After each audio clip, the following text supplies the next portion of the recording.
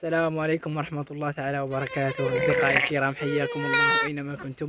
كما كتشاهدوا معايا خوت، اليوم فواحد بغيت نشارك معكم واحد الفرحة، هي أنه تكون تجي الصباح تقلب على الغنم وتلقى النعيجة ولدت.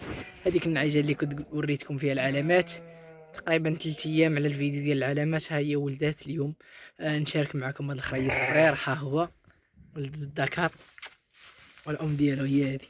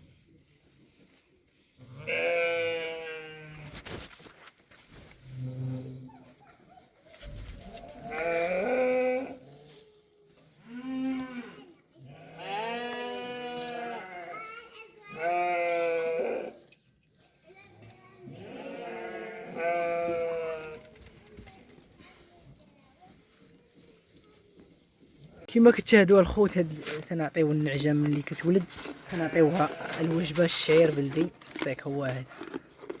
انتم الاخوت هالشي،